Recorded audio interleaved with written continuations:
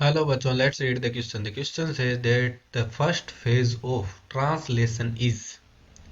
तो अब हमें यहाँ पर जो ट्रांसलेशन प्रोसेस होती है उसके फर्स्ट फेज के बारे में बताना है। तो उसमें हमें चार ऑप्शन दिए गए। ए है recognition of DNA molecule, B है amino acylation of tRNA, C है recognition of an anticodon, D है anti binding of mRNA to ribosome. तो अब हम सबसे पहले बात करते हैं कि ट्रांसलेशन ट्रांसलेशन क्या होता है। ट्रांसलेशन एक ऐसी प्रोसेस है जिसमें क्या किया जाता है, आरएनए या फिर वेरी स्पेसिफिकली हम कह सकते हैं कि एमआरएनए से प्रोटीन सिंथेसिस, प्रोटीन का निर्माण किया जाता है। सबसे पहले इसमें किसका निर्माण होता है, एमिनो एसिड्स का।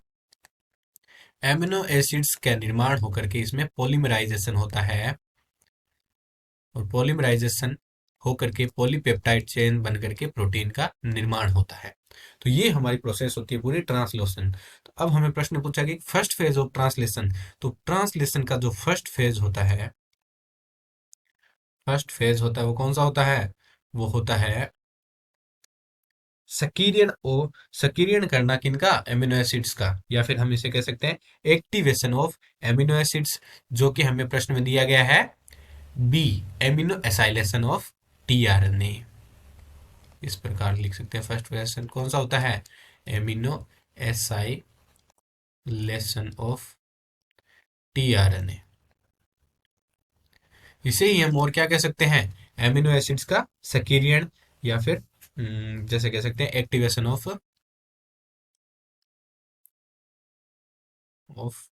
Amino acid. इस प्रोसेस में क्या होता है, ये प्रोसेस इस प्रकार से चलता है कि इसमें एक एमिनो एसिड, ये हमने शॉर्ट में लिख दिया एमिनो एसिड, वो अपने विशिष्ट amino acid tRNA synthetase enzyme के साथ में एटीपी की उपस्थिति में, एटीपी क्या होगी, एनर्जी प्रदान करने के लिए, तो एटीपी की उपस्थिति में एमिनो एसाइल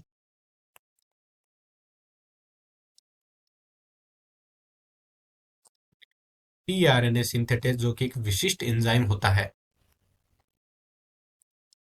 सिंथेटेज, इसके साथ में जुड़ करके एक कॉम्प्लेक्स बनाते हैं और किसको मुक्त करते हैं, पायरोफॉस्फेट निकल जाता है इस कॉम्प्लेक्स में से। तो एक कॉम्प्लेक्स बनता है जिसे हम कहते हैं AAAMP ई। इसमें इसका पूरा नाम क्या हो जाएगा, amino acid adenylate, amino acid adenylate adenylate enzyme complex.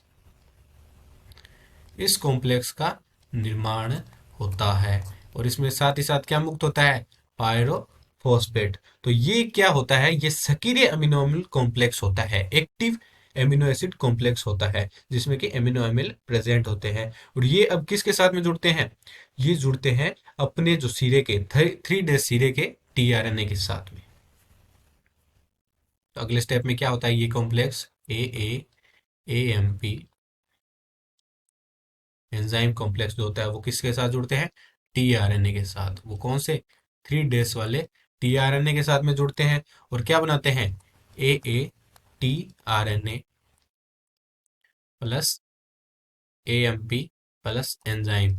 इस प्रकार से ये जो प्रोसेस में AATRNA बनता है, इसे हम क्या कहते हैं, एमिनो एसाइलेशन ऑफ टीआरएनए।